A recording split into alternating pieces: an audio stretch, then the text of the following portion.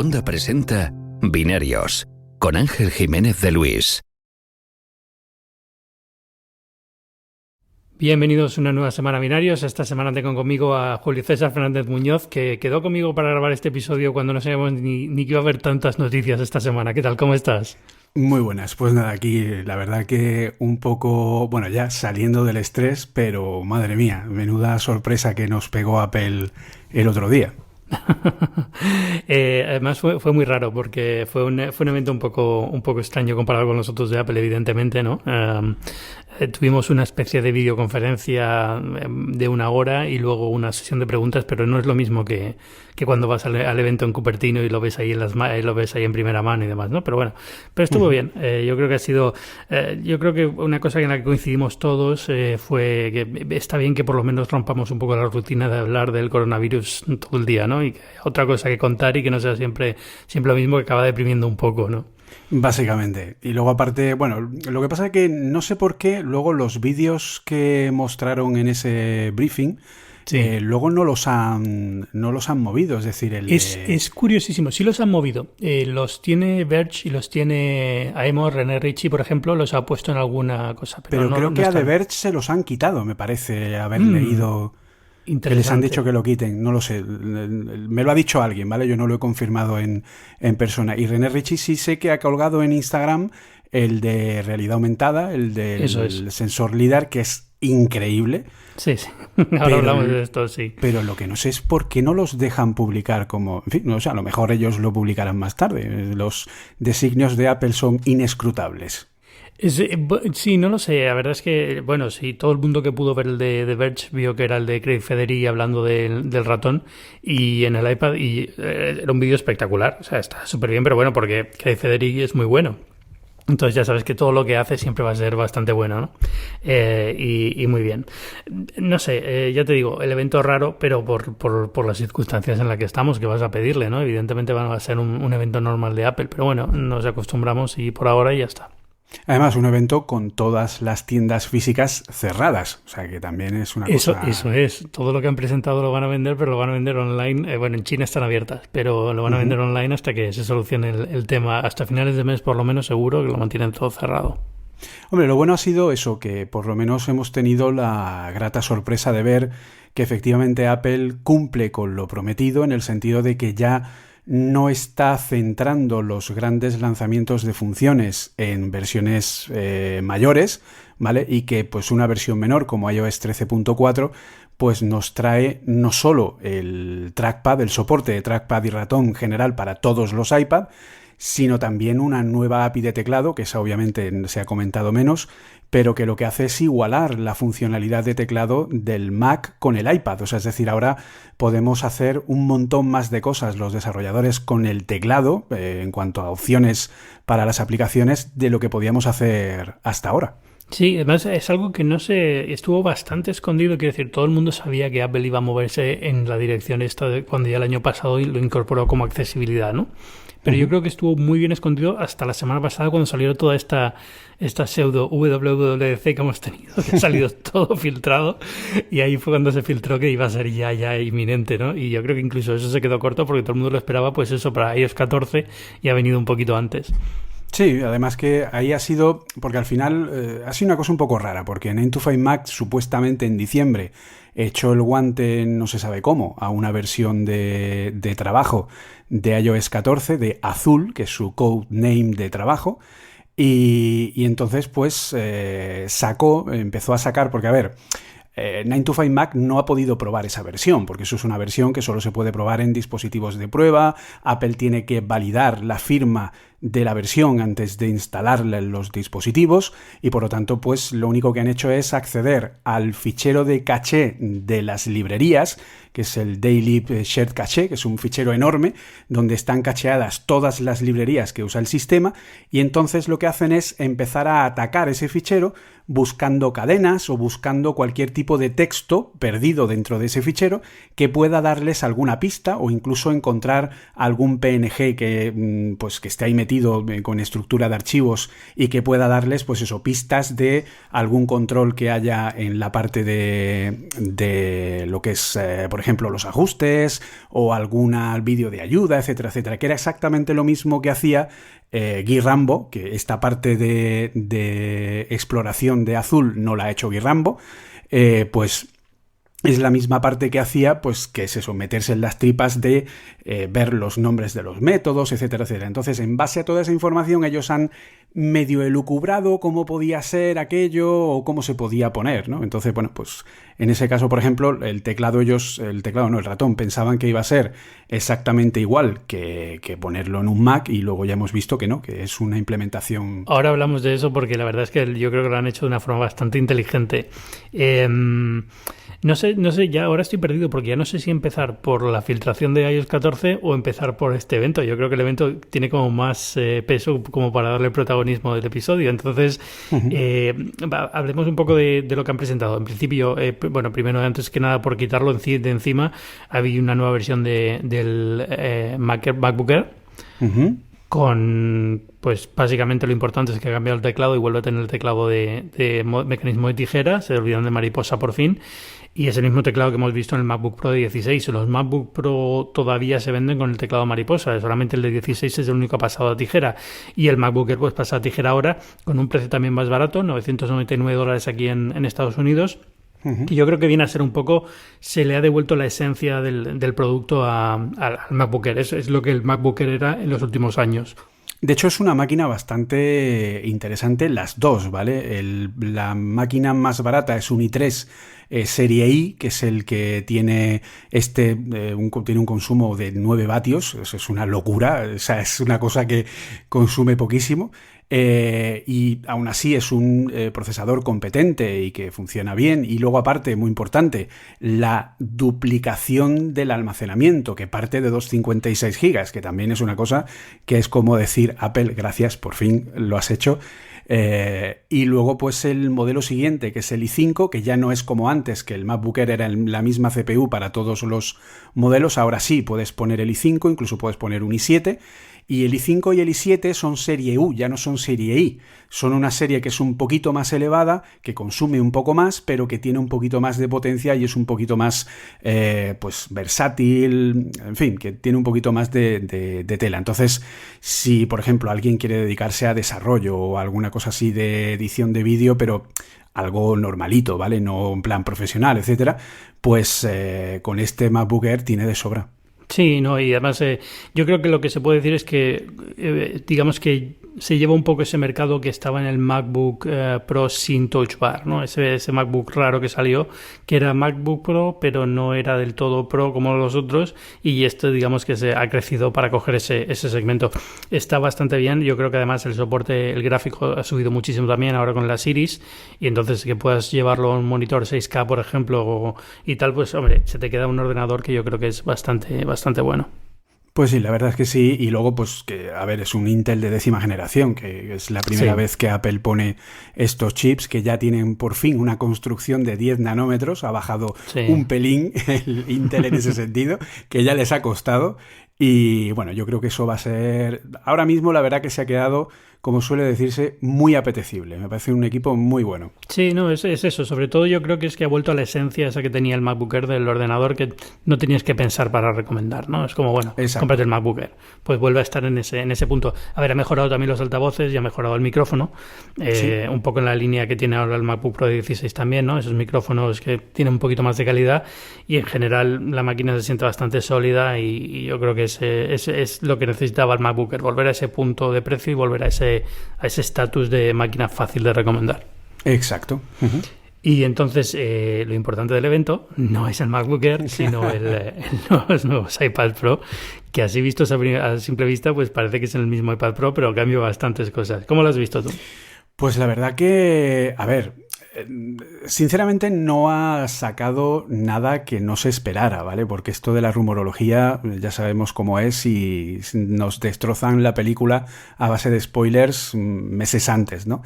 La gran sorpresa para mí ha sido que no esperaba que no hubiera un A13X, sino que se quede en ese A12Z, que es igual que el A12X, solo que tiene un núcleo más de GPU. El A12X tenía 7 y el A12Z tiene 8.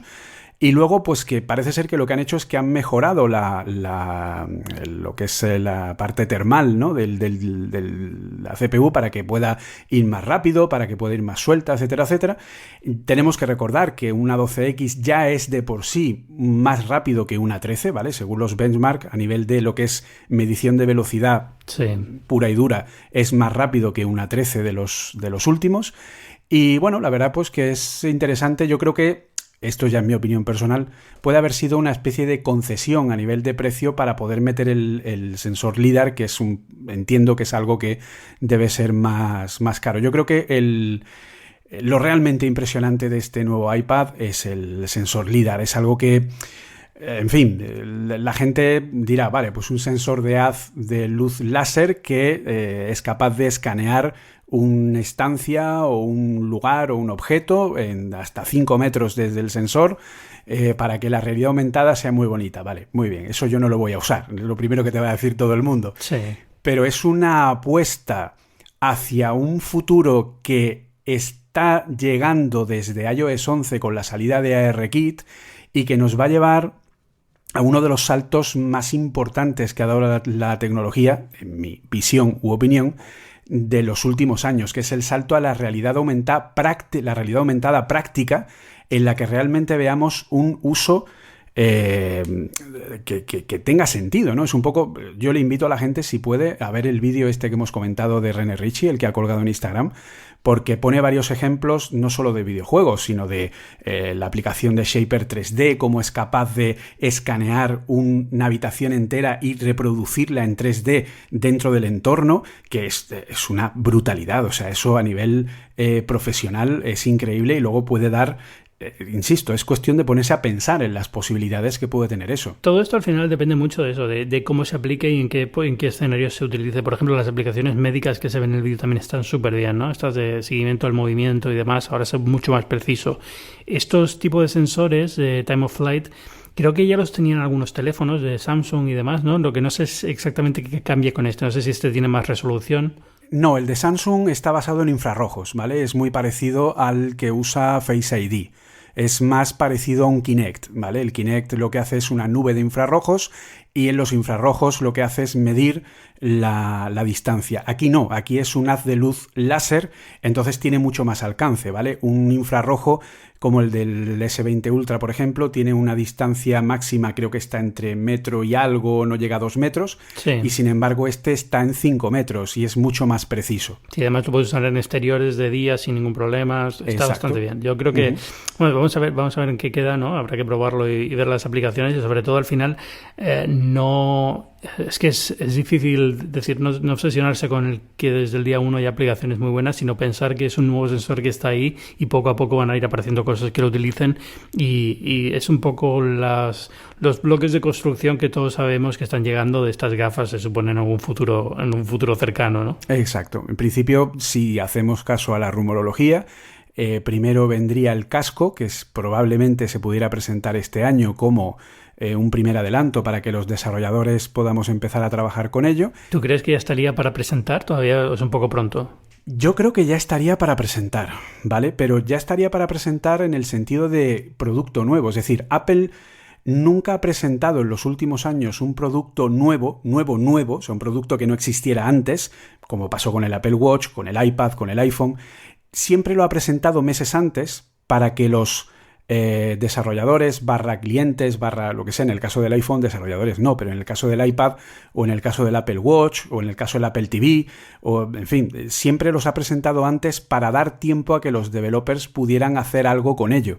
Entonces, si hacemos caso al timeline en el que el casco saldría el próximo año, primero del próximo año, para que eso sea posible, Apple debería presentar al menos 5 o 6 meses antes ese casco para que los desarrolladores pudiéramos empezar a hacer cosas, que a lo mejor no presenta el casco, a lo mejor presenta la SDK para que podamos empezar a trabajar, nos da un método para trabajar tipo Google Daydream, en el que pongamos el móvil dentro de una especie de carcasita, y luego ya más adelante presenta el... Pero por lo menos sí decir, oye, aquí va a haber un dispositivo de realidad aumentada, aquí tenéis el kit de desarrollo, empezar a imaginar qué podéis sacar de aquí, ¿vale? Entonces eso podría ser este año, yo creo que sí. Ya, no sé, a mí me parece un poquito precipitado, pero puede ser, ¿eh? O sea, todo, quiero decir, no hay nada... todos los pasos que se han dado en los últimos años van en esa dirección, con lo cual dar el siguiente paso parece lo natural y lo normal y podrían hacerlo este año. Pero al mismo tiempo pienso, no sé si estamos preparados para un casco o si sería todavía demasiado pronto, no sé. Yo en parte estoy de acuerdo contigo, es decir, y de hecho me acuerdo de una última conversación que tuve con Oliver Navani, del podcast de todas mis movidas, que la verdad que es un tío que sabe bastante del tema. Y me dijo que él es ingeniero industrial y me dijo que Apple, a no ser que haya inventado algún tipo de milagro, es demasiado pronto para sacar un producto así para lo que es consumo, ¿de acuerdo? Pero que claro, también era demasiado pronto el iPhone como capacidad de dispositivo y sin embargo ahí estaba, ¿no? Entonces... o sea, si seguimos lo que es la capacidad que tiene la industria actual para generar, pensaríamos que va a tardar un poco más, pero siendo Apple te puedes esperar cualquier cosa. Entonces, siendo sincero, mi visión está en el 50-50, ¿vale? Hay una parte de mí que dice, sí, va a salir, y la otra dice, hombre, a lo mejor demasiado pronto, ¿no? Entonces tengo ahí ese Gollum Sméagol ahí de, no va a salir todavía, sí. En plan, en ese tipo.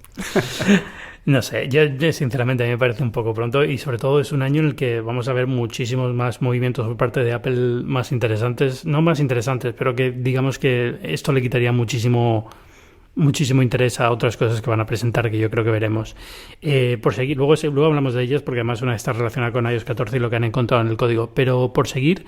teclado, digamos que es el otro. Yo considero que es un producto aparte, aunque se presenta junto con el iPad, pero es un producto aparte, ¿no? El teclado, esta funda teclado que tiene por fin un trackpad, y aquí ya podemos hablar de lo que supone la llegada del cursor a iOS. Y voy a empezar con algo muy simple, y es que ¿cómo ves esto? Si te parece que es en cierta forma claudicar o si te parece que es una forma de acercarse a lo que Microsoft ha hecho con Surface estos años. A ver, yo soy un firme detractor desde mucho tiempo de que esto pasara, ¿vale? Las cosas como son. A mí nunca me ha parecido, porque yo en ese sentido pienso que el iPad es un entorno 100% táctil y tendría que seguir así. Pero la realidad al final te cambia la opinión por sí sola. Entonces, cuando te pones a trabajar con un iPad, sobre todo escribiendo textos, etcétera, te das cuenta que tienes que tocar la pantalla más de lo que te gustaría o más de lo que sería conveniente, y deja de ser práctico, ¿vale? Llega incluso a convertir el iPad, como elemento práctico que es de por sí, lo llega a convertir en poco práctico por tener que estar tocando tanto a la hora de seleccionar texto, a la hora de poner el cursor donde tú quieras, etcétera, etcétera. Entonces... lo que yo no quería, y de hecho lo comenté en un Apple Coding último que hice, fue que Apple dijera, vale, claudico y pongo el ratón del Mac tal cual, que es lo que en teoría hacía la opción de accesibilidad que tiene iOS 13, ¿vale? Que se puede activar. Entonces, me alegró muchísimo ver que no es una opción de ratón al uso, sino que es una adaptación de la experiencia a un entorno táctil, en el que es capaz de el puntero pegarse a los botones, hacer que haya una navegación inteligente entre todos ellos, en el que pueda ponerse directamente encima del foco y pueda prepulsarlo para que pueda salir, que los gestos no dependan. O sea, la verdad que Apple se lo ha currado mucho. Yo hoy veía un tuit de un ingeniero de Apple que había publicado que por fin podía decir que los 6 últimos meses llevaba trabajando en eso. Es decir, Apple lleva, y esto es solo un ingeniero, imagínate la cantidad de ingenieros que tienen que estar detrás de esto, lleva más de medio año desarrollando, ojo lo que pueden estar diseñando, ¿vale? Lo que es la experiencia que nosotros hemos visto ahora del trackpad. Y yo, por lo que he podido probarla, realmente lo importante es que en lo que yo he podido ver, aporta un plus, que es lo que tenía Apple que hacer. Aportar algo que sumara y no que simplemente fuera, pues, como lleváis mucho tiempo pidiéndolo, pues Claudico ya callaron la boca, ¿no? Que yo creo que es un poco Eso es lo que yo creo que es interesante de aquí, ¿no? Que es no cambia el modo de interactuar con el iPad. No es de repente una máquina que haya pasado a una metáfora de cursor, escritorio y demás. Es simplemente el mismo iPad de siempre, que ahora tiene una función que permite tocar la pantalla sin tocar la pantalla. Pero no deja de ser el mismo iPad y sigue siendo fundamentalmente diferente a lo que es Windows y a lo que es incluso una Surface, que sigue siendo un Windows que simplemente tiene la opción de tocar más la pantalla, pero deja de ser un poco un Windows. Al fin y al cabo, con todas las...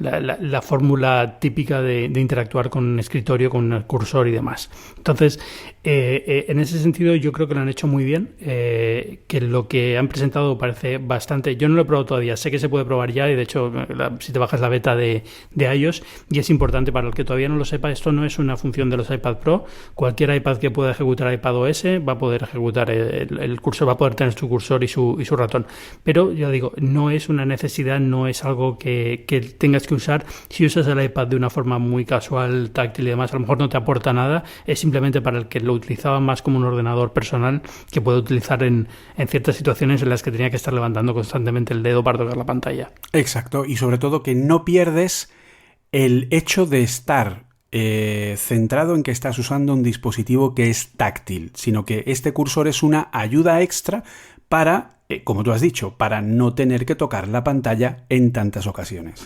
Sobre todo cuando estás usando un teclado, es decir, cuando estás usando esta funda o otras fundas que van a salir de Logitech y demás, porque de verdad, o sea, la funda esta me ha dejado alucinado. Es todo lo que te pedía la funda del iPad. Sí, el teclado retroiluminado. Y además, yo sé que tú llevabas mucho tiempo pidiendo la retroiluminación. Sí, porque al final son estas típicas cosas que son muy específicas de una profesión y a lo mejor a otros no les importa, ¿no? Pero a mí, como trabajo muchas veces en ruedas de prensa en las que todo está oscuro, no tener el teclado retroiluminado me dificultaba mucho trabajar con el iPad comparado con un MacBook. Entonces, para mí era fundamental el poder inclinar la pantalla en diferentes ángulos, por ejemplo, también. Cosas así como muy tontas, pero que al final hacen una gran diferencia a la hora de usar el iPad como herramienta de trabajo, ¿no? Yo ahora ya lo he hecho muchas veces. Yo viajaba solamente con el iPad muchas veces y escribía pues como podía sin luz, pero bueno, escribía, ¿no? Pero esto digamos que me facilita aún más todavía. Muchísimos detalles muy buenos, teclas de tijera, no de mariposa, con un tacto muy parecido al Magic Keyboard de los MacBook normales, este puerto USB-C en el lateral que permite cargar el iPad. Voy a anunciarlo ya porque a lo mejor había confusión con esto también. Permite cargar el iPad a velocidad muy lenta. Es decir, no sé, son 5 vatios, un poco más, pero no es la velocidad de carga normal del puerto USB-C del iPad. Pero bueno, es algo y te deja el otro puerto libre para accesorios. Está muy bien pensado. No sé, quitando que es muy caro, es carísimo, son 300 y pico. Claro, es que ese es el pequeño problema, ¿no? Ese al final ha sido el titular, ¿no? De Apple vende un teclado para el iPad más caro que un iPad, ¿no? Entonces es como, en fin. Pero es que esto es como todo. También vendía una peana para monitor más cara que la mayoría de monitores. Entonces, eso es. A ver, esto es un accesorio muy pensado para un tipo de público que lo va a encontrar súper útil, lo va a comprar. Yo el primero, o sea, cuando salga soy el primero que se lo pilla. Pero es verdad que es un accesorio, pero es eso, es un accesorio, lo que decía antes, no es algo que necesites para usar el iPad. Incluso si quieres usar un teclado con el iPad hay otras opciones, no tienes que usar esta. Entonces no pasa nada, si es caro, pero ya está. Y yo creo que lo que sí arregla es para el tipo de público que soy yo, que es un público que no será muy grande, pero bueno, existe. Realmente es un poco la jugada que ha estado haciendo Apple con el iPad todos estos años. Esto es el iPad y ahora lo ampliamos un poquito para ese público que estaba a punto de poder usarlo como ordenador, pero todavía le quedaba un punto de fricción ahí raro y lo hemos cubierto. Pues ese es el siguiente paso, digamos. Hombre, yo lo veo de una manera...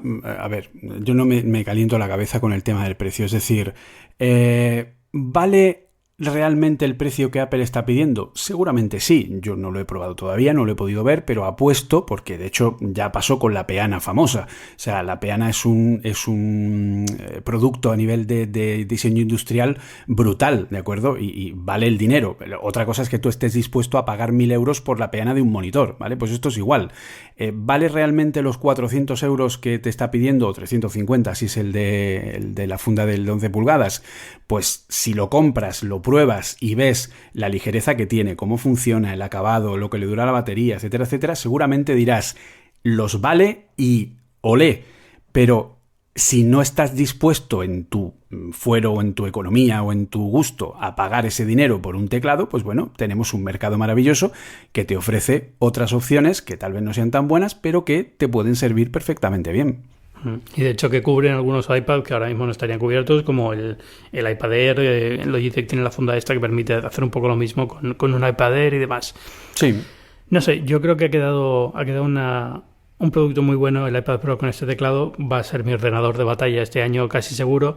Me da rabia que todavía no sepamos nada, no sé si de aquí a la WWDC, que hablaremos ahora de la WWDC de este año, la cosa cambiará, pero seguimos sin saber nada de si se podrá, si finalmente veremos un Xcode que se puede correr en un iPad, si veremos un Logic y un editor de vídeo que pueda correr un iPad bien. No sé. ¿Tú te acuerdas que el año pasado yo te conté en un programa meses antes de la World Web Developer que podríamos enchufar un pendrive o cualquier cosa al iPad?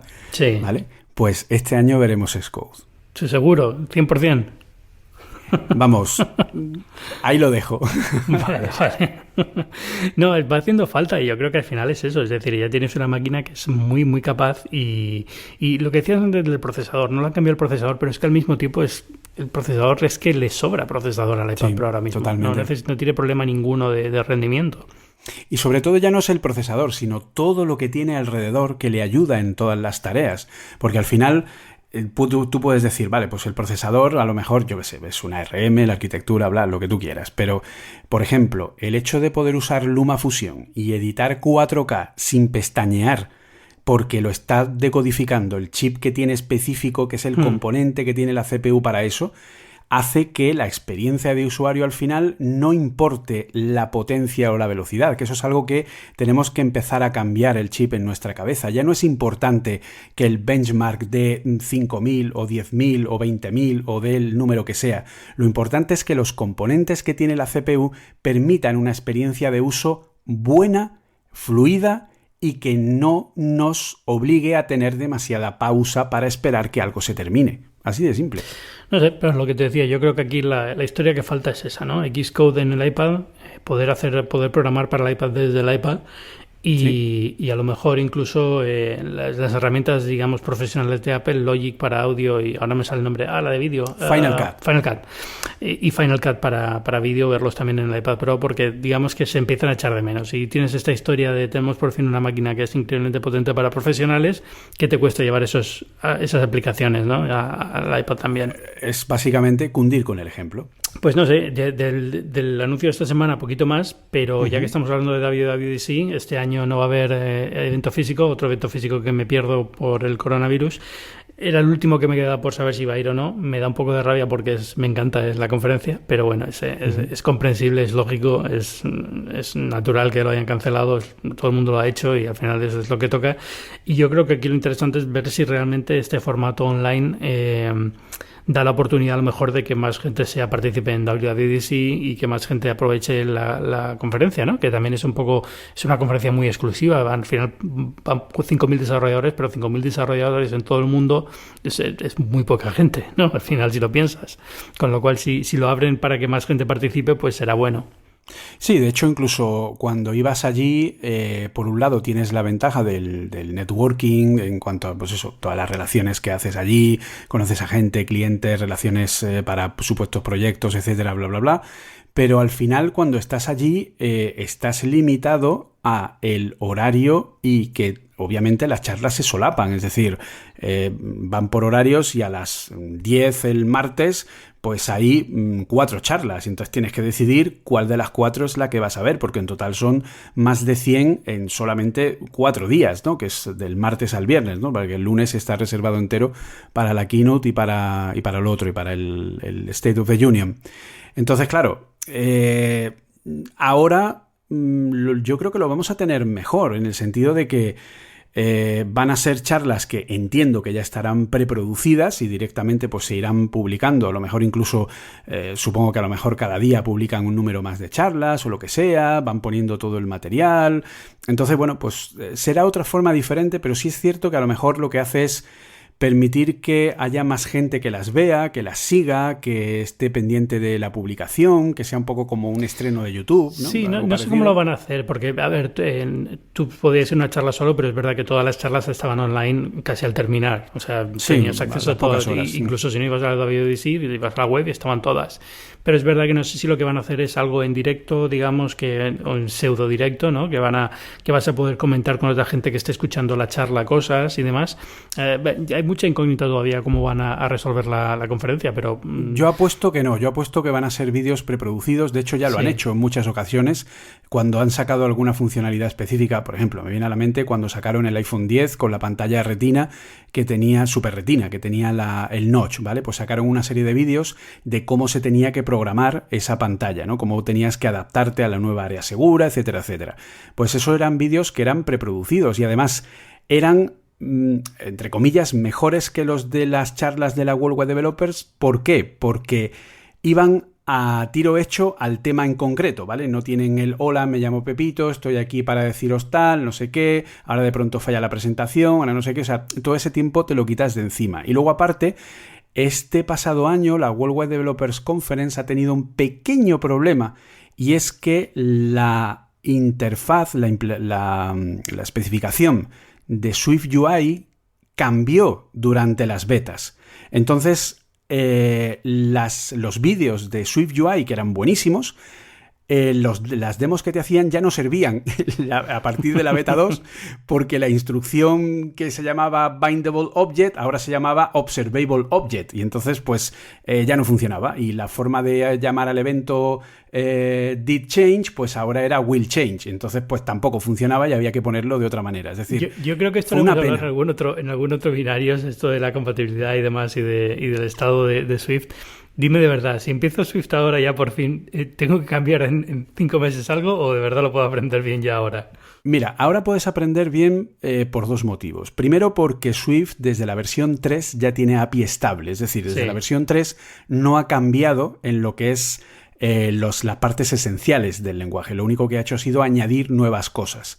Y luego, Swift, la versión 5, lo que ha hecho es ser estable binaria, por lo tanto ya viene cargada como componente en el sistema operativo, y la versión 5.1, que es la que ha venido con iOS 13, permite meter librerías binarias nativas hechas en Swift directamente en el sistema operativo con capacidad de retrocompatibilidad con versiones posteriores a la de lanzamiento, que por ejemplo son SwiftUI, Combine, ScriptoKit, RealityKit, son una serie de librerías que Apple lanzó para iOS 13, que solo funcionan a partir de esa versión, pero que van a ser compatibles a partir de iOS 13 en adelante. Es decir, ahora el lenguaje tiene tal estabilidad que ya no va a cambiar, es decir, es el momento perfecto para empezar a aprenderlo, y además Swift 6 va a tener una novedad muy interesante, que ya está aprobada y que ya ha pasado todos los tests, y es que Swift 6 será compatible con Windows. Ya tiene el soporte Linux, lo tenía desde el principio, y ya han conseguido que el compilador de Swift funcione perfectamente en Windows y que sea capaz de, pues eso, crear cualquier tipo de programa pues de lado servidor, programa de cualquier otro tipo, es decir, no una librería. ¿No había ya algo en Visual Studio para esto? No, todavía no. Microsoft dijo años A que ellos incorporarían Swift cuando tuviera soporte para Windows y que fuera binario estable, es decir, que ellos pudieran poner el compilador de Swift y no tuvieran que estar cambiando el componente cada rato. Y eso ya se va a poder hacer a partir de Swift 6. Entonces, recuerdo cuando lo dijo Microsoft y pensaba que ya estaba implementado, que ya llevaba tiempo ya, no sé. Es un proceso que ha sido bastante largo porque al final, bueno, Swift tiene ya casi 6 años. Se lanzó en junio de 2014 al público, aunque llevaba desarrollándose desde 2010. Entonces, pero sí, ahora ya por fin llega a Windows. De hecho, va a llegar también oficialmente a varias plataformas tipo Raspberry Pi, etcétera, y lo que quiere de alguna forma es expandirse para poder ser un lenguaje que es su objetivo, ser un lenguaje de propósito general que pueda ser usado en cualquier plataforma y que, por ejemplo, si yo puedo crear un desarrollo de lado servidor, pues lo pueda desplegar en Azure contra un servidor Windows directamente a través de mi microcontenedor y no tenga ningún problema. Bueno, pero a nivel de sintaxis ya puedo aprendérmela tranquilo, ¿no? No me va a cambiar. Puedes aprenderla tranquilo y no va a cambiar nada. Muy bien. De todas formas, a todos los que están escuchando, si están interesados en Swift, tú tienes niños unos cursos fantásticos, que vayan a los cursos y empiecen ya a aprender.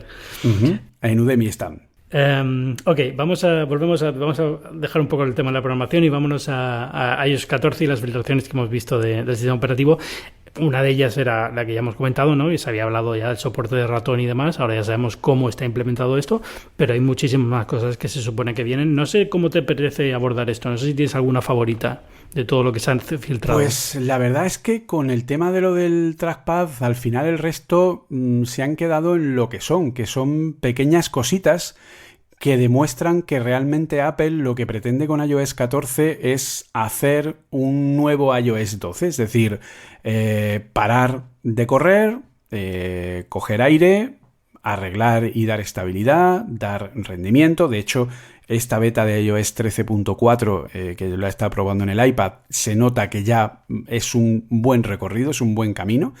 Y iOS 14 va a ser eso, va a ser estabilidad, va a ser velocidad, va a ser garantía, va a ser volver a pensar, como se pensaba en su momento, que Apple es it just works, ¿no? Pues eso es un poco el tema. En cuanto al resto son, pues eso, servicios, pequeños añadidos, pues que si la aplicación para el Apple TV de ejercicio que se sincroniza con el reloj, por ejemplo. Eso me parece súper interesante. Es verdad que a lo mejor no tiene tanta chicha, ¿no? Pero como servicio, a mí me parece un servicio curioso, ¿no? Es decir, sí, no, eso es una muy buena idea. La idea es que Apple va a lanzar con Apple TV Apple TV, pero imagino que va a llegar a todos los productos. Es una aplicación para fitness que se enlaza con tu perfil en Health y con tu Apple Watch y demás, y son ejercicios guiados que vas a poder hacer en la televisión.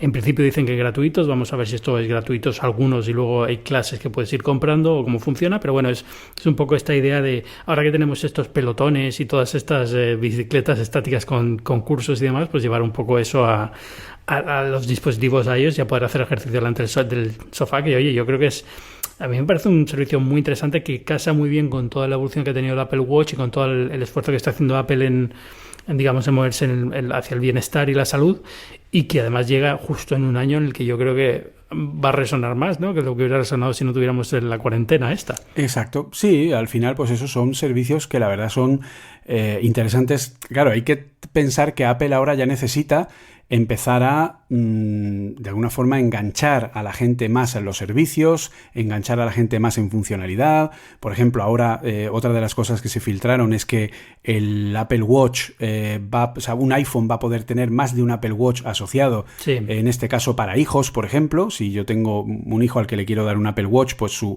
Apple Watch puede estar asociado a mi iPhone, no necesita tener un iPhone propio, y además puedo controlarlo por tema de school time para que no pueda usar en el colegio funciones que no toque a la hora que toquen, etcétera, etcétera. Eso está muy bien porque además también si pones un Apple Watch que tenga teléfono, te quita un poco la preocupación de que esté localizado y que no sepas cómo contactar con él y no quieres darle un teléfono porque todavía es muy pequeño, por ejemplo. Esto te da una opción más, digamos, en ese universo de cosas que dices, bueno, pues a lo mejor no quiero que tenga un móvil todavía, pero sí le puedo dar un teléfono, un reloj que me va a permitir saber dónde está, que si hay una emergencia puede hablar conmigo, yo puedo hablar con él y nos mantiene un poco en contacto. Sí, y luego pues eso, el Apple Watch, por ejemplo, pues también tiene el tema de lo de la detección del nivel de oxígeno en sangre, que sería un nuevo sensor bastante interesante. Un nuevo sensor, en principio, ya se habían notado pistas ya en otros sistemas operativos anteriores, o sea que imagino que esto lleva tiempo que se está probando y es una cuestión de cuándo lo meten. Que hay otros relojes que lo tienen, o sea, no sería una cosa súper nueva, pero bueno, yo creo que es necesario y además también lo mismo. Forma parte de esa idea de Apple de cada generación de Apple Watch vamos a dar más información de salud y vamos a dar más información médica y vamos a dar más información de bienestar y encaja muy bien. Creo que hay otra cosa que es lo de la calidad del sueño, ¿no? Que también se había hablado para iOS 13, que va a empezar a medir la calidad del sueño. Pues bueno, esas son cosas que al final no es tanto, yo creo que al final es más tener el sensor adecuado, poder integrarlo y el modelo adecuado de capturar los datos del sensor y presentarlo, ¿no? Que el hecho en sí de tenerlo, que yo creo que es eso. Otros relojes lo tienen y es simplemente viene bien, si eres deportista lo vas a usar mucho, pero bueno, esa narrativa del Watch ya que está mejorando continuamente. De hecho, hay una cosa que para mí, ya que me has preguntado antes, para mí lo más emocionante de todo lo que se ha filtrado es que por fin el Apple Watch va a ser un dispositivo completa, total y absolutamente independiente del iPhone. Total. el Apple Watch va a pasar a tener en WatchOS 7, es decir, explicado muy rápidamente. Hoy día, cuando tú haces una aplicación para el Apple Watch, la aplicación funciona como una extensión de la aplicación asociada en el iPhone. Es cierto que yo puedo hacer desde WatchOS 6 una aplicación que sea independiente para el Apple Watch y que se instale solo en el Apple Watch a través del App Store del propio Apple Watch. Pero lo normal es que yo cuando cree una aplicación, la aplicación sea una extensión como componente de desarrollo de lo que es el reloj, ¿vale? Entonces, si yo hago una aplicación para el Apple TV, es un ejecutable independiente. Si hago una aplicación para el Mac, es un ejecutable independiente. Si hago una aplicación para iOS, es un ejecutable independiente. Pero si hago una aplicación para el Apple Watch, es una extensión de la aplicación independiente de iOS que se comunica en tiempo real entre el teléfono y el reloj, ¿vale? Y eso es lo que ha hecho que el desarrollo en Apple Watch sea una cosa un poco, en fin, porque es lenta, la comunicación no siempre va, tienes que estar esperando, etcétera, etcétera, ¿vale? Entonces es un pequeño problema. ¿Qué es lo que va a hacer Apple? Apple va a cortar eso. A partir de WatchOS 7, las aplicaciones de Apple Watch son un ejecutable independiente. Entonces, pero la sincronía de datos... 6 ya tenías la App Store y podías descargar una aplicación en el Watch, ¿no? Sí, pero si querías hacer una app que tuviera una aplicación de iPhone compañera, tenías que seguir usando la extensión, tenías que seguir usando esa comunicación, ¿de acuerdo?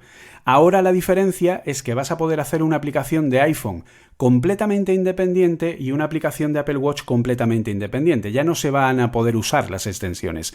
Entonces, ahora el flujo de datos lo controlas tú, ¿vale? Yo eso lo he hecho ya, es decir, porque lo puedes hacer ya con SwiftUI.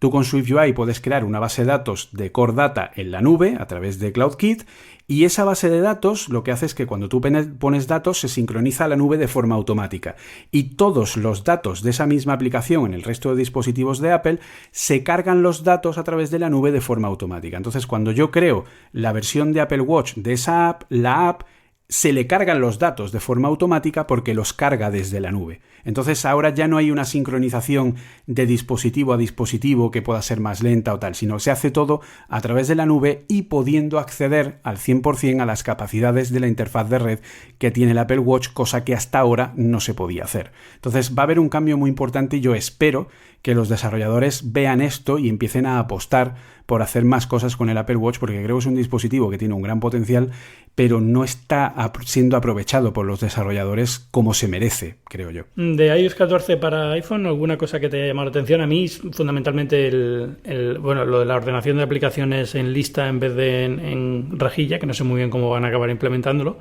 Pues te lo digo yo si quieres. Dímelo.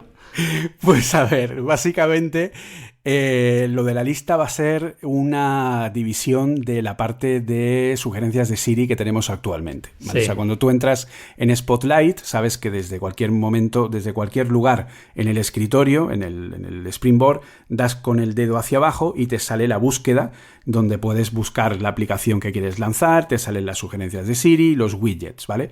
Ahí va a haber un selector con un control segmentado en el que puedes cambiar de pestaña para que te muestre un listado de todas las apps que más has usado o de las últimas apps que has abierto o una serie de clasificaciones que te permitan ir más rápidamente a lo último que tengas abierto sin tener que ir a buscar el nombre, ¿vale? Que eso es una parte que normalmente era más, más engorrosa, porque si tú, yo qué sé, pues estás usando WhatsApp, cierras, entras en Telegram, cierras, entras en Twitter, cierras, abres el Facebook o el Instagram y cuando quieres volver a WhatsApp ya han pasado los suficientes ciclos de apps para que cuando entres en la multitarea tengas que buscarla o si entras en la búsqueda ya no aparezca como sugerida. Entonces el que aparezcan las apps últimas que has utilizado o las apps más usadas, pues va a ser una forma interesante de tener una nueva forma de clasificar las llamadas, pero simplemente un remozado o mejora de la parte de Spotlight. Exacto.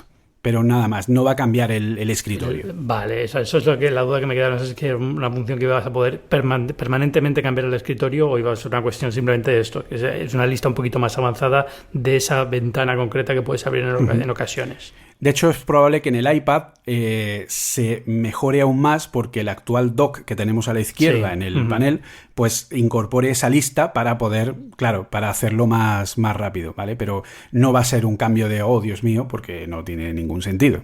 No, y iba a decir, lo otro que me interesa a mí es lo de la aplicación de fotografía que va a tener con cursos integrados, que eso, bueno, un tema personal porque me gusta la fotografía móvil y por fin lo va a tener integrado, que yo creo que viene bien. Sí, la verdad es que sí, es una cosa que a Apple le cuesta muy poco y sale directamente. Otra cosa que a mí me gusta mucho es el tema de las experiencias de compra en realidad aumentada. Yo siempre voy a lo mismo. Es decir, la posibilidad que va a tener iOS 14, si hacemos caso al rumor, de que podamos ir a de tener una API, ¿vale?, que permita crear experiencias de retailing directamente sobre realidad aumentada, teniendo un catálogo de productos asociados a un código de identificación para que cuando tú vayas a una tienda puedas entrar en modo realidad aumentada y sobre unos QRs que tenga en el mostrador, en el expositor, con el código del producto, la visión computerizada de la realidad aumentada vea ese código y te ponga un panel en realidad aumentada con las características de ese producto, el precio que tiene, incluso la posibilidad de hacer la compra directamente desde realidad aumentada pulsando ahí y que luego puedas ir a recogerlo a caja, que ya lo hayas pagado directamente con Apple Pay, ese tipo de cosas. Están haciendo una prueba con Starbucks también de ese tipo de experiencia. Y las tiendas de Apple mismo también las Y las tiendas claro, de Apple mismo. Y la verdad que es interesante. Es una mezcla entre la posibilidad del QR para dispositivos más antiguos o el uso del Ultra Wideband, del chip U1, que también lo tiene, por cierto, el último iPad Pro, pues para poder ubicar de una forma a través de la baliza que tiene de Ultra Wideband.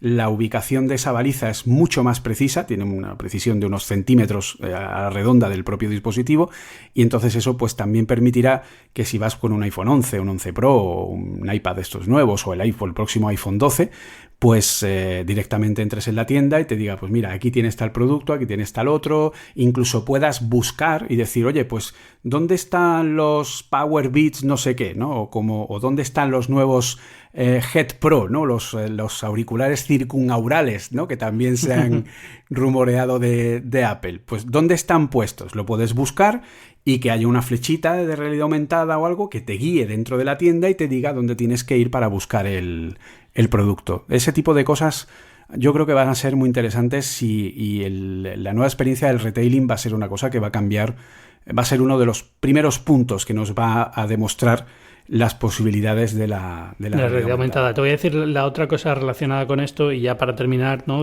Son los famosos AirTags que llevamos escuchando hablar de ellos también. Exacto. Por filtraciones, pero todavía no sabes. Yo creo que este producto se hubiera lanzado ya si hubiéramos estado un año normal, pero como tenemos todo esto del virus y demás y problemas de fabricación en China que ha tenido Apple y demás, pues va a tardar un poco más, pero es el gran producto, yo creo, de este año va a ser el AirTag. Uh-huh. De hecho, va a ser el primer escalón de la entrada de Apple en productos destinados al hogar, ¿vale? Porque ahora Apple, ya lo leímos el rumor hace unas semanas, unos meses, que Apple estaba ya, aparte de que está dentro del consorcio que va a crear un único estándar para todo lo que es la domótica, pues también quiere crear productos específicos para el hogar, empezando por HomePods más pequeños y destinados a usar Siri directamente, ¿vale? Porque eso es una cosa que también va a pasar, que eso no está en la filtración. Esperemos que sí, porque ya el HomePod empiezas a tener un poquito de necesidad de renovación. No es que suene mal ni nada, ¿no? Pero como que se ha quedado ahí con un producto que le hace falta un empujón. Pues van a sacar un montón de nuevos, o sea, están investigando la posibilidad de sacar un montón de nuevos altavoces, pues parecido a la gama de Amazon, ¿vale? Que haya un altavoz para cada uno. Yo ya no sé si llegarán a nivel de poner un altavoz en un enchufe, pero vamos, que la idea es poner unos cuantos altavoces diferentes, pues para poder controlar Siri, etcétera. Y luego el siguiente paso de Siri, que es la carga offline, es decir, el próximo paso de Siri, que no sé si lo dará en iOS 14, pero es probable que lo haga, será cuando Siri esté cargado offline en el dispositivo y no necesite salir a internet para interpretar lo que le estamos diciendo, que es justo lo que Google presentó de Google Assistant el año pasado con los Pixels, ¿sabes? Que tenía aquel modelo neuronal de 100 gigas comprimido en 500 megas, ¿vale? Pues algo parecido sacará Apple, siguiendo esa estela, pues para que Siri sea mucho más práctico y que luego, pues más incluso, rápido, sí. claro, más rápido y más eficiente. Pero te me lías, vamos a los AirTags. Sí. Que, explicándolo rápido aquí para los oyentes, básicamente son etiquetas inteligentes. Si alguien ha visto las etiquetas Style, son como una especie de pegatinitas cuadradas del tamaño de un sello que puedes poner en productos. Tienen una batería interna suficiente para 1 año o 2 años, y por Bluetooth de baja energía, pues digamos que te permite localizar el producto cuando se te pierde fácilmente, ¿no? Los AirTags, digamos que es la versión de Apple, que imagino que será un poquito más avanzada y tiene algunas funciones que parecen muy interesantes, que ahora las comentamos, pero bueno, básicamente es eso. Es una etiqueta que vas a poder poner en productos físicos o enganchar las llaves al llavero o lo que sea, y te va a permitir pues saber dónde están tus cosas cuando no las encuentres. Sí, además funcionan por ultra wideband, o sea que si el dispositivo tiene ultra wideband, pues son más certeros. En realidad aumentada, de hecho ya ahí se vieron capturas incluso de la interfaz. En la aplicación Buscar habrá una nueva pestaña que será para objetos, donde podremos clasificar qué objeto es en qué objeto hemos puesto el AirTag, y en caso de que estemos en casa, por ejemplo, pues atará una cuerda de un globito rojo a donde esté el elemento para que podamos encontrarlo fácilmente. Luego también tendrá como los Tile, que cuando te separas una determinada distancia de la persona, pues se activará y te hará un aviso en el iPhone diciendo, oye, sí, que te deja te estás alejando, te dejas la llave o te dejas la cartera, etcétera. Y luego tendrá también, que eso es una de las cosas creo yo más interesantes, el tema de la búsqueda sin conexión de Internet, que eso es lo que eso es una cosa muy interesante, que es el hecho de que el sistema va cada X tiempo firmando un recibo que solamente puede ser descifrado con nuestra clave personal de iCloud, que no tiene nadie, nada más que nosotros, y entonces cuando está fuera de cobertura, pero tiene la baliza emitiendo, cualquier iPhone que pase alrededor capta esa baliza, se le une la localización que da ese iPhone y se envía a iCloud cifrado para que esa clave de cifrado de iCloud, que es tuya y solo tuya, pueda recuperar esa información y saber cuál es la localización de este dispositivo, aunque no tenga ningún tipo de conexión a Internet o, en el caso de un iPhone, que es como funciona ahora, esté apagado. Sí, a mí me gusta decirlo un poco como si fuera, imagínate que tuvieras tus llaves, pudieran hablar y te dijeran a alguien que pasa por allí cerca, oye, soy las llaves de Ángel, me he perdido, Ángel me estará buscando, cuando dile que estoy aquí. Y entonces el iPhone de la otra persona es el que te dice, oye, he encontrado tus llaves, están aquí. Realmente todo esto, evidentemente, en un nivel de cifrado que impide que yo sepa que eres tú el que lo ha encontrado, que el que lo ha encontrado sepa que son tus llaves y están ahí, y que Apple sepa absolutamente nada de todo esto, ¿no? Digamos que es un poco la gracia de todo esto. Exacto. Creo que tu explicación es bastante más clara. Sí. No, pero es un concepto que va a ser difícil de explicar porque mucha gente va a tener miedo, ¿no? Esta idea de, pero entonces, ¿alguien sabe que mi cartera está ahí? No, nadie sabe que tu cartera está ahí porque tu cartera está perdida. Bueno, alguien si la ve visualmente, la encuentra, pues se la encontrará, ¿no? Pero como cualquier cartera. Pero no, su teléfono nunca le va a decir, he encontrado un objeto de Ángel, sino que simplemente el objeto va a hablar contigo a través de su teléfono y ya está. Además es un proceso en segundo plano que no tiene ningún tipo de log ni nada parecido, Eso o sea que el usuario nunca sabe que eso ha pasado. Uh-huh. Pero es sorprendente, es una de estas cosas que tecnológicamente ya es posible hacer ahora, pero que realmente va a cambiar mucho la día a día, ¿no? Porque tenemos millones de casos de este estilo, ¿no? Empezando por mascotas que se pierden continuamente y cosas así, ¿no? Y al final dices, ojo, eso si se pudiera solucionar de alguna forma, y se puede solucionar de una forma y ya la tenemos y es esta, ¿no? Eso va a ser interesante ver cómo lo venden, cómo lo hacen el marketing de todo esto y sobre todo ese periodo inicial en el que va a haber bastante duda y bastante miedo todavía a este tipo de tecnología, pero yo creo que al final cosas como el AirTag son inevitables y van a estar muy muy bien, nos va a hacer la vida mucho más fácil. Sí, al final es un poco pues eso, que la tecnología pues nos haga la vida más fácil, que aproveche y sobre todo y principalmente, hola Google, hola Amazon, privacidad. Eso es. Además, la típica gracia esta, ¿no? Es un producto, bueno, a ver, Google probablemente saque algo parecido, Amazon a lo mejor incluso también ya están trabajando en algo así, y probablemente lo intenten hacer muy privado, pero no deja de ser una compañía que ya tiene un aura alrededor es una compañía a la que no le interesa tu privacidad, mientras que Apple puede jugar esta carta muy bien. Sí, exactamente. Bueno, pues Julio César Fernández Muñoz, como siempre es un placer tenerte aquí en Binarios. Te pueden escuchar evidentemente en otros podcasts de QOnda fantásticos como Apple Coding y Apple Coding Daily, cualquiera que quiera aprender Swift tiene que ir corriendo a tus clases también. ¿Algo más que quieras decir o algo más que se me ocurra de cómo presentarte? Pues no, simplemente eso. Ya saben que la programación es el futuro, así que si quieren aprender, pues ahí estamos. Y nada, pues si quieren seguirme, estoy en Twitter como JCF Munoz. De hecho, estoy como JCF Munoz en todas las redes, así que soy fácil de encontrar. Y nada, pues es un placer siempre estar por aquí contigo y a ver si realmente pues esta Worldwide Developers Conference no solo nos sorprende y nos trae cosas interesantes, sino también nos trae estabilidad y que los sistemas vayan lo bien que se merece un producto de Apple. Eso es, esperemos. Y lo del código, súper importante, de verdad. Yo soy alumno tuyo, teóricamente. Soy tu peor alumno, probablemente, pero bueno, teóricamente soy alumno tuyo, no de mí. Ahora con esto del coronavirus me ha dado por pensar, si estuviera en cuarentena en casa y tal, hay algo que me encantaría. Yo estoy, aquí en Estados Unidos estoy en cuarentena voluntaria, digamos, pero no es, todavía no está forzada. Pero aún así, y además estoy tan ocupado y tengo tantas cosas que hacer que lo último que se me ocurre es esto. Pero yo, si pudiera, si estuviera en una situación un poquito más holgada de tiempo, lo que aprovecharía sobre todo sería para intentar empezar a hacer código y empezar en mi caso, a retomarlo, porque hace mucho tiempo que no programo, pero en su momento lo hice. Pero si no tuviera idea de programación, para empezar, ese es el mejor momento y hay millones de herramientas. Sí. Y además tenemos ahí SwiftUI, que es una librería de construcción de interfaces que Apple sacó el año pasado, que es increíble, es maravillosa, es tener que reaprender desde cero, básicamente, pero es un flujo, es una curva de aprendizaje que se une muy bien a la del propio Swift. Y yo, de hecho, es la tercera convocatoria ya que doy para empresas y particulares. Y la verdad que a la gente le encanta, o sea, a la gente le está gustando mucho y te hace divertirte mientras desarrolles, que eso es algo muy importante. Sí, porque es una de esas cosas que tiene una aplicación directa inmediata, ¿no? Puedes ver cuando cambias algo cómo cambia, y eso es lo que te ayuda mucho a programar muy rápido. Exacto. Pues muchísimas gracias. Venga, hablamos pronto, ¿vale? Venga, un saludo. Chao. Hasta la próxima. Y ya sabéis que yo soy Ángel Jiménez de Luis, podéis leerme en las páginas web del diario El Mundo, en CNN_, en muchísimos otros medios, pero bueno, sobre todo me podéis escuchar aquí en Binarios y me podéis ver en Twitter en @AngelJiménez. Como siempre os recuerdo que Binarios forma parte de Cuonda, que es una comunidad de podcasts independientes en español como Apple Coding y Apple Coding Daily. Y nada más, hablamos la semana que viene. Chao.